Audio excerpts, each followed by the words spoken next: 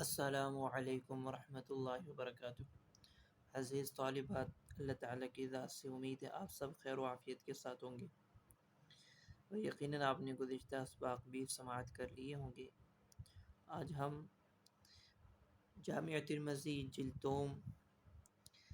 کا 21واں سبق پڑھیں گے۔ آج ہم باب ما جاء فی تبرید الحمى بالماء سے اپنے سبق کا آغاز کر رہے ہیں۔ سبق شروع کرنے سے پہلے درود شریف پڑھ لیں۔ اللہم صلی علی محمد النبی الامی وعلی آلہ وسلم تسلیما کثیرا کثیرا۔ صفحہ نکال لیں۔ جی بسم اللہ الرحمن الرحیم۔ باب ما جاء فی تبرید الحمى بالماء، بخار کو پانی سے ٹھنڈا کرنے کا بیان۔ عن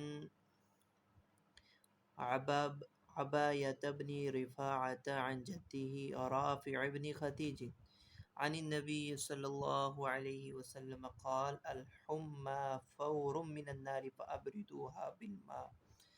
حضرت رافع بن خدیج رضی اللہ تعالیٰ عنہ کہتے ہیں، آپ صلی اللہ علیہ وسلم نے فرمایا کہ بخار آگ کا جوش ہے، اسے پانی سے ٹھنڈا کرو۔ وفي الباب عن اسماء بنت ابی بکر وابن عمر وامرأة الزبیر وعائشة وابن عباس۔ اگلی حدیث ہے عن عائشة رضی اللہ تعالی عنہا ان رسول اللہ صلی اللہ علیہ وسلم قال ان الحمى من فیح جہنم فابردوها بالماء۔ آپ صلی اللہ علیہ وسلم نے فرمایا کہ یہ بخار جہنم کے جوش میں سے ہے، اسے پانی سے ٹھنڈا کیا کرو۔ اور اگلی سند بھی اسی معنی کے الفاظ کے ساتھ مروی ہے۔ وہ بھی قال حدثنا هارون بن اسحاق قال حدثنا عبدة عن هشام بن عروة عن فاطمة بنت المنذر عن اسماء بنت ابی بکر عن النبي صلی اللہ علیہ وسلم نحوه، وفي حديث اسماء كلام اکثر من هذا وكلا الحديثين صحيح۔ ان روایات میں الفاظ ہیں الحمى فور من النار، اور ایک روایت میں الحمى من فیح جہنم، کہ بخار دوزخ کی تپش سے ہے، سو اسے پانی سے ٹھنڈا کیا کرو۔ شراح نے اس کی مراد میں دو قول نقل کیے ہیں۔ پہلا قول جہنم کی طرف نسبت، یہ نسبت حقیقی ہے، یعنی واقعی بخار والے کے جسم میں گرمی و حرارت دوزخ کی تپش سے ہے۔ اس کی مثال ایسی ہے جیسے فرحت و مسرت اور راحت و لذت جنت کے اثرات میں سے ہے، اسی طرح شدت و حرارت اور گرمی بھی جہنم کی گرمی کے اثر سے ہے۔ دوسرا قول یہ ہے کہ جہنم کی طرف یہ نسبت مجازی ہے۔ پھر تقریر یہ ہو کہ بخار کی گرمی دوزخ کی گرمی کے مشابہ ہے، جو پورے جسم و بدن کو متاثر کرتی ہے، اسی طرح جہنم کی آگ کی شدت بھی پورے جسم کو جھلسائے گی۔ اس طرف بھی اشارہ ہے کہ جس طرح بخار کا علاج و تدارک کرتے ہو، اسی طرح دوزخ کی آگ سے بچاؤ کا بھی علاج توبہ و استغفار سے کرو۔ یعنی کہ جہنم کی طرف نسبت یا حقیقی ہے یا نسبت مجازی ہے۔ باب عن عکرمة عن ابن عباس ان النبي صلی اللہ علیہ وسلم كان يعلمهم من الحمى ومن الاوجاع كلها ان يقول بسم الله الكبير اعوذ بالله العظيم من شر كل عرق نعار ومن شر حر النار۔ حضرت ابن عباس رضی اللہ تعالی عنہما فرماتے ہیں کہ رسول اللہ صلی اللہ علیہ وسلم صحابہ کو بخار اور تمام دردوں پر یہ دعا بتایا کرتے تھے۔ وہ دعا یہ بسم اللہ الکبیر اعوذ باللہ العظیم من شر کل عرق نعار ومن شر حر نار۔ اللہ کے کبیر نام سے ہر بھڑکنے والی رگ اور دوزخ کی گرمی سے اللہ تعالی عظمت والے کی پناہ چاہتا ہوں۔ تو بخار کے وقت یہ کوئی بھی درد ہو تو یہ دعا پڑھنا مسنون ہے۔ بسم اللہ الکبیر اعوذ باللہ العظیم من شر کل عرق نعار ومن شر حر النار۔ اللہ کبیر کے نام سے میں ہر پھڑکنے والی رگ کے شر اور دوزخ کی گرمی سے عظمت والے رب کی پناہ چاہتا ہوں۔ هذا حدیث غریب لا نعرف الا من حدیث ابراہیم بن اسماعیل بن ابی حبیبہ وابراہیم یضاعف فی الحدیث ویروى عرق یعار۔ باب ما جاء فی الغیلہ۔ غیلہ کا مطلب ہے مدت حمل یا مدت رضاعت میں بیوی سے جماع کرنا۔ مدت حمل یا مدت رضاعت میں بیوی سے جماع کرنا، یہ ہے غیلہ کا معنی۔ تو پہلے روایات دیکھ لیں پھر اس میں تشریح پڑھ لیں گے۔ عن عروة عن عائشة عن ابنة وهب وهي جدامة قالت سمعت رسول الله صلى الله عليه وسلم يقول أردت أن أنهى عن الغيال فإذا فارس والروم يفعلون ولا يقتلون أولادهم۔ سیدہ جدامہ بنت وہب جو حضرت عائشہ رضی اللہ تعالی عنہ سے نقل کر رہی ہیں، یہ روایت سیدہ جدامہ بنت وہب فرماتی ہیں کہ میں نے رسول اللہ صلی اللہ علیہ وسلم کو فرماتے ہوئے سنا کہ میں نے تم لوگوں کو غیال سے منع کرنے کا ارادہ کر رکھا تھا، لیکن میں نے دیکھا فارس اور روم والے تو ایسا کرتے ہیں، یعنی غیال کرتے ہیں، یعنی حالت حمل اور مدت رضاعت میں جماع اور ہم بستری کرتے ہیں۔ ولا یقتلون اولادہم، وہ تو اپنی اولاد کو کوئی نقصان نہیں پہنچاتے، وفي الباب عن اسماء بنت يزيد هذا حديث صحيح وقد رواه مالك عن ابي الاسود عن عروة عن عائشة عن جدامة بنت وهب عن النبي نحوه قال مالك والغيال ان يطأ الرجل امرأته وهي ترضع۔ مالک فرماتے ہیں کہ غیال کا معنی یہ ہے کہ آدمی اپنی بیوی سے مدت رضاعت میں وطی کرے، بیوی سے مدت رضاعت میں صحبت کرے اور ہم بستری کرے، یہ معنی ہے غیال کے۔ دوسری سند کے ساتھ حضرت جدامہ بنت وہب سے مروی روایت ہے ان عروة عن عائشة عن جدامة بنت وهب الأسدية أنها سمعت رسول الله صلى الله عليه وسلم يقول لقد هممت أن أنهى عن الغيلة قد ذكرت أن الروم وفارس يصنعون ذلك فلا يضر أولادهم۔ مجھے اب یہ بات بتائی گئی کہ روم و فارس والے وہ ایسا کرتے ہیں، وہ تو اپنی اولاد کو نقصان نہیں پہنچا۔ قال مالک والغیلة أن يمس الرجل امرأته وهي ترضع۔ قال عيسى بن أحمد وحدثنا إسحاق بن عيسى قال حدثني مالك عن أبي الأسود نحو قال أبو عيسى هذا حديث حسن غريب صحيح۔ جی آپ صلی اللہ علیہ وسلم نے ان احادیث میں غیلہ یعنی مدت حمل یا مدت رضاعت میں صحبت کرنے سے منع فرمانا چاہا، لیکن اس میں تردد فرمایا جیسے کہ احادیث میں آ رہا ہے۔ دراصل عرب کی عادات و اقوال سے معلوم ہوتا ہے کہ یہ نقصان دہ ہے زچہ و بچہ دونوں کے لیے، اور جبکہ رومی اور فارسیوں کے طرز عمل سے معلوم ہوتا ہے کہ اس میں تو کوئی مضرت ہی نہیں ہے، تو در حقیقت آپ صلی اللہ علیہ وسلم نے اولاً تردد فرمایا تھا، پھر شرح صدر ہوا، اور ابو داود میں غیلہ سے نہیں مذکور ہے، وہ نہیں تنزیہی ہے، کیوں؟ یہ نقصان یقینی اور حتمی نہیں بلکہ طبائع اور صحت و قوت کے اعتبار سے کبھی ہو بھی سکتا ہے اور اکثر ہوتا نہیں ہے۔ تو حاملہ اور مرضعہ سے جماع شرعاً جائز ہے، اور اس باب کی احادیث میں اس کی مضرت کا اندیشہ ظاہر کیا گیا ہے۔ دراصل اس میں انسانی فطرت و طبیعت و خواہش و شہوت کا لحاظ کیا گیا ہے۔ بالکل ممانعت نہیں فرمائی کہ شوہر بدکاری میں مبتلا ہو یا دیگر راستہ تلاش کرے، بلکہ عند ضرورت اسے اجازت ہے وہ صحبت کر لے، ہاں بلا ضرورت شدیدہ احتیاط کرے تاکہ بچے کی ولادت یا پرورش اور رضاعت بآسانی مکمل ہو سکے۔ ایسا نہ ہو کہ ایک گود میں، ایک پیٹ میں، ماں علالت کی لپیٹ میں اور باپ ہسپتال کے گیٹ میں۔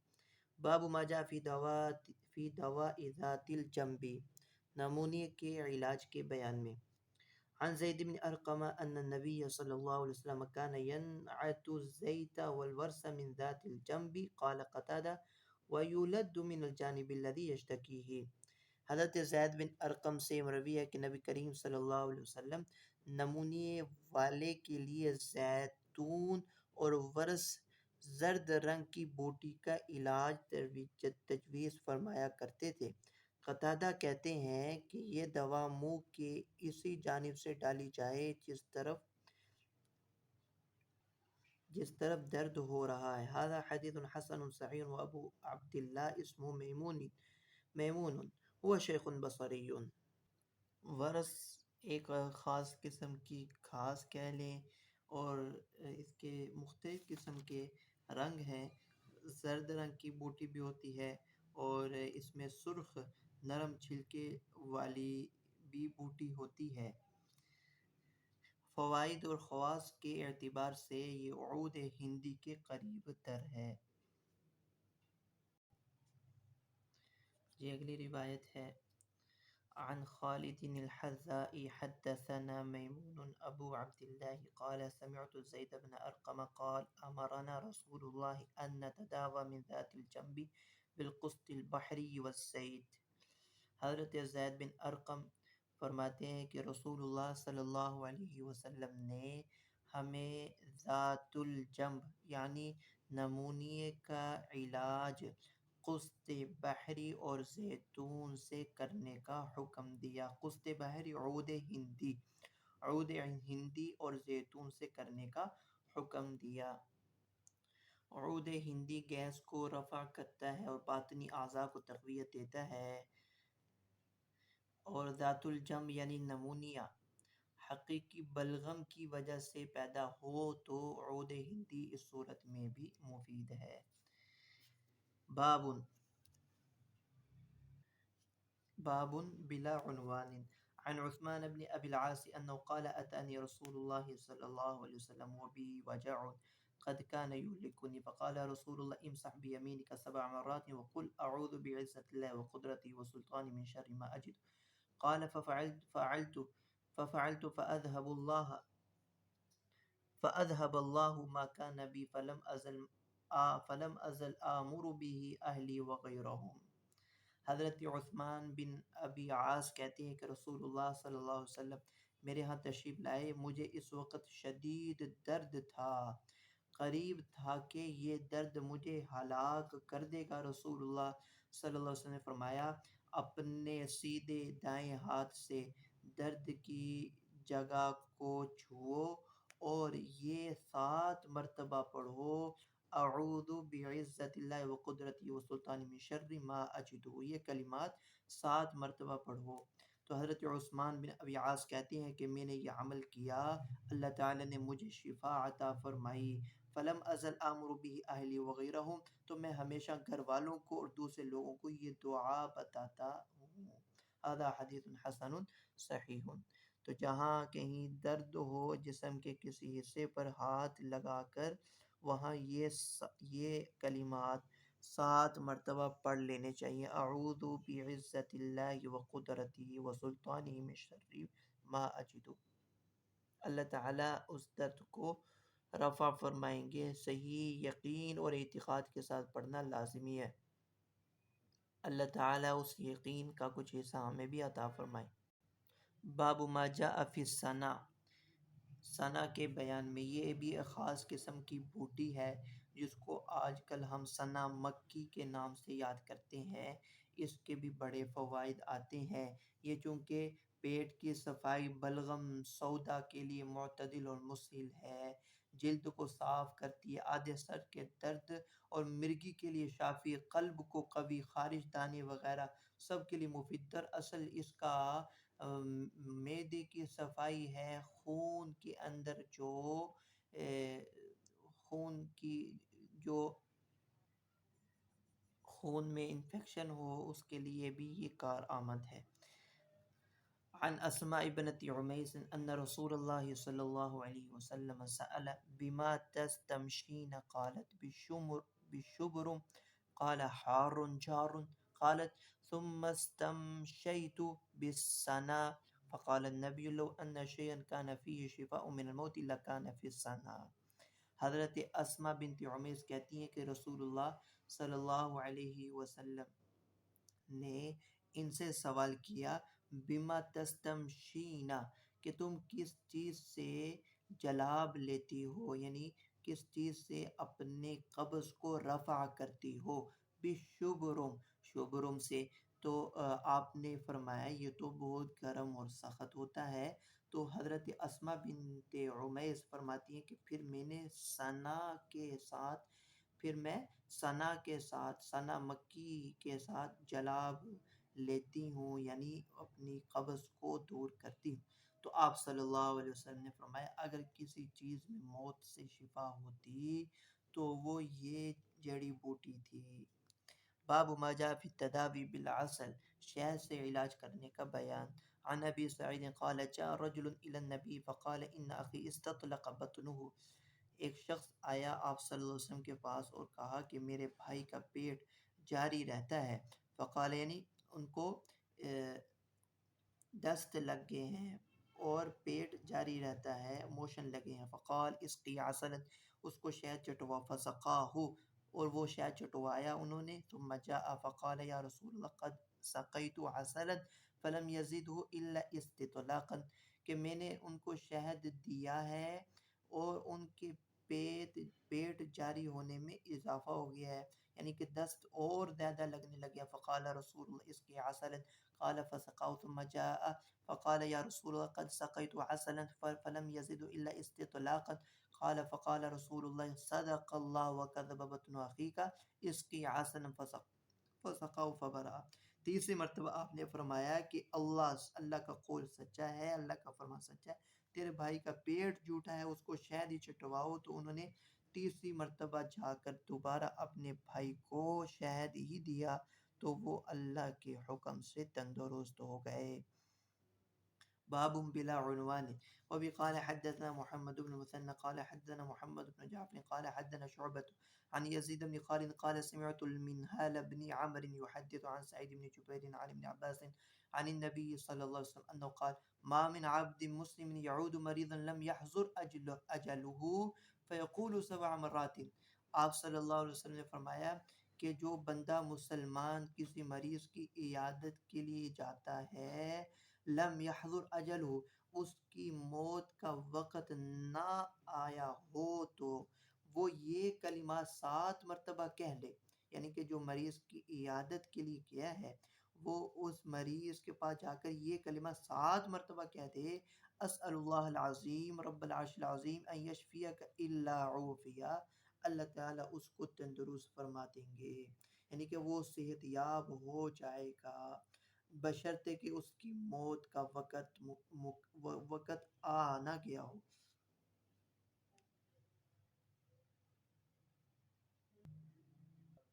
باب بلا عنوان، اخبرنا ثوبان عن النبي صلى الله عليه وسلم قال اذا اصاب احدكم الحمى فان الحمى قطعة من النار فليطفئها عنه بالماء۔ حضرت ثوبان کہتے ہیں رسول اللہ صلی اللہ علیہ وسلم نے فرمایا کہ فَإِنَّ الْحُمَّى قِطْعَةٌ مِّنَ النَّارِ، کہ بخار آگ کا ایک ٹکڑا ہے، اگر تم میں سے کسی کو بخار ہو جائے تو اسے پانی سے بجھائے، فَلْيَسْتَنْقِعْ فِي نَهْرٍ جَارٍ فَلْيَسْتَقْبِلْ جريته فيقول بسم الله اللهم اشف عبدك وصدق رسولك، اور بہتی ہوئی نہر میں اتر کر جس طرف سے پانی آ رہا ہو اس طرف منہ کر کے، استقبال کر کے، پانی کے بہاؤ کی طرف منہ کر کے وہ یہ دعا پڑھے، بسم اللہ اللہم اشفی عبدک وصدق رسولک، اللہ کے نام سے ابتدا کرتا ہوں، اے اللہ اپنے بندے کو شفا دے، اپنے رسول کو سچا کر۔ بعد صلاۃ الصبح قبل طلوع الشمس، یعنی نماز فجر کے بعد اور طلوع الشمس سے پہلے پہلے، ولیغمس فی ثلاث غمسات ثلاثت ایام، 3 دن تک مسلسل وہ نہر میں غوطے لگائے 3۔ فَإِن لَّمْ يَبْرَأْ فِي ثَلَاثٍ فَخَمْسٌ، اگر وہ 3 دن تک یہ عمل کرے اور صحت یاب نہ ہو تو 5 دن۔ فَإِن لَّمْ يَبْرَأْ فِي خَمْسٍ فَسَبْعٌ، اگر 5 دن یہ عمل کر کے وہ صحت یاب نہ ہو تو 7 دن۔ فَإِن لَّمْ يَبْرَأْ فِي سَبْعٍ فَتِسْعٍ، تو 9 دن، 9 دن ایسا کرے۔ فَإِنَّهَا لَا تَكَادُ تُجَاوِزُ تِسْعًا بِإِذْنِ اللَّهِ، بے شک اللہ تعالیٰ کے حکم سے اس کا یہ مرض 9 دن سے تجاوز نہیں کرے گا۔ باب التداوی بالرماد، راکھ کے ذریعے دوا و علاج کرنے کا بیان۔ راکھ کے ذریعے یعنی کہ کوئی کپڑا جلا دیا جائے یا لکڑی جلا دی جائے، اس کی کوئی راکھ، اس کے ذریعے دوا دارو علاج کرنے کا بیان۔ اس حدیث کے اندر وہ غزوہ بدر کا ذکر ہے کہ جس غزوہ احد جس میں آپ صلی اللہ علیہ وسلم زخمی ہوئے تھے، اور وہ واقعہ سارا کہ حضرت فاطمہ رضی اللہ تعالی عنہا نے چٹائی اور ٹاٹ کو جلا کر اس کی راکھ سے زخم پر لگایا اور زخم کو بھر دیا تاکہ خون کی روانی رک جائے، خون کا بہاؤ رک جائے اور وہ جلد زخم بھر جائے اور تندرست ہو جائیں۔ باب التداوی بالرماد، وبه قال حدثنا ابن أبي عمر قال حدثنا سفيان عن أبي حازم قال سئل سهل بن سعد وأنا أسمع بأي شيء دوي جرح رسول الله فقال ما بقي أحد أعلم به مني، كان علي يأتي بالماء في ترسي وفاطمة تغسل عنه الدم، حضرت فاطمہ آپ کا خون دھو رہی تھی، صاف کر رہی تھی، وأحرق له حصيرا، اور آپ صلی اللہ علیہ وسلم کے لیے چٹائی اور ٹاٹ وہ جلایا اور اس کی راکھ آپ صلی اللہ علیہ وسلم کے زخم پر بھرتی۔ فحشی بہ جرحہ، سہل بن سعد سے پوچھا گیا رسول اللہ صلی اللہ علیہ وسلم کے زخم کا کس طرح علاج کیا گیا، تو فرمایا سہل بن سعد نے کہ اس کا مجھ سے زیادہ جاننے والا کوئی باقی نہیں رہا، ما بقی احد اعلم به منی، مجھ سے زیادہ جاننے والا کوئی باقی نہیں۔ حضرت علی اپنی ڈھال میں پانی لا رہے تھے، حضرت فاطمہ زخم دھوتی، اور وَأُحْرِقَ لَهُ حَصِيرٌ، آپ صلی اللہ علیہ وسلم کے لیے بوریا اور ٹاٹ وہ جلایا جاتا اور پھر اس کی راکھ آپ کے زخم پر چھڑک دی گئی۔ باب بلا عنوان، وبه قال حدثنا عبد الله بن سعيد الأشج قال حدثنا عقبة بن خالد السكوني عن موسى بن محمد بن إبراهيم التيمي عن أبي سعيد الخدري قال قال رسول الله صلى الله عليه وسلم إذا دخلتم على المريض فنفسوا له في أجله فإن ذلك لا يرد شيئا ويطيب نفسه۔ حضرت ابو سعید خدری فرماتے ہیں کہ آپ صلی اللہ علیہ وسلم نے فرمایا جب تم کسی مریض کے پاس عیادت کے لیے جاؤ تو اس کی درازی عمر اور صحت یابی کے لیے دعا کرو، فنفسو، اس کو حوصلہ دو، درازی عمر اور صحت یابی کے لیے حوصلہ دلاؤ، فإن ذلك لا يرد شيئا، یہ تقدیر کو تو نہیں بدل سکتی، کسی چیز کو بدل اور ٹال تو نہیں سکتی، ويطيب نفسه، ہاں البتہ اس کے دل کو تو خوش کرتی ہے، یعنی کہ اس کو حوصلہ دلانا اس کے دل کو تو خوش کرتا ہے، اگرچہ یہ عمل تقدیر کو تو ٹالتا نہیں ہے، جو لکھا ہے تقدیر میں وہ تو ہو کر ہی رہنا ہے۔ یہاں تک آج ہم ابواب الطب کو مکمل کر چکے ہیں۔ یہاں تک آج ہمارا سبق تھا. وآخر دعوانا الحمدللہ رب العالمین. السلام علیکم ورحمۃ اللہ وبرکاتہ.